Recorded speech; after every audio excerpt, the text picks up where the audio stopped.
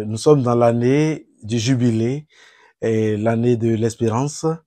Et c'est le Saint-Père, le pape François, avec ses collaborateurs par le dicaster pour les communications sociales, qui a voulu que les journalistes et communicateurs fassent le tout premier jubilé organisé pour les différents corps durant toute l'année jubilaire. Donc, tout commence en ce mois de janvier. Plusieurs pays du monde entier sont présents.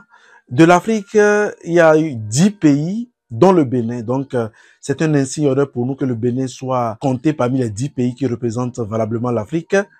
C'est un événement très important parce que nous parlons de l'année de l'espérance et comme vous le savez, beaucoup de personnes, beaucoup d'hommes et de femmes dans notre monde aujourd'hui ont besoin qu'on leur communique cette espérance-là. Là où il y a des gens qui ont perdu vraiment le goût de la vie, et à tout cela, nous devons pouvoir communiquer la flamme de l'espérance. Et c'est ce à quoi le pape nous invite tout au long de cette année jubilaire. Et les communications que nous avons reçues, les conférences qui ont été données, ont abordé largement ce thème-là. Comment, en tant que communicateur, nous pouvons communiquer cette espérance et comment apprendre également à tous les autres qui n'ont pas pu faire ce déplacement, mais qui sont également dans le même métier, comment nous pouvons leur enseigner à communiquer l'espérance. Cette espérance a pour nom Jésus-Christ lui-même d'ailleurs déjà.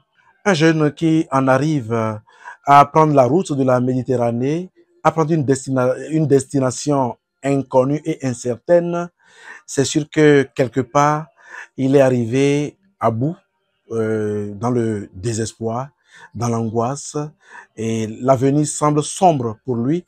Et il pense que justement, son espérance se trouve de l'autre côté de la mer. Aux jeunes, le pape propose justement de regarder, de lever le regard, de regarder vers le Christ, notre unique espérance. Et il a également beaucoup insisté sur un lendemain meilleur. Il faut y croire. Il faut que les jeunes arrivent à croire que tant que Dieu n'a pas dit son dernier mot, c'est que tout est encore possible. Et en Jésus-Christ, je reste convaincu que notre espérance ne décevra jamais.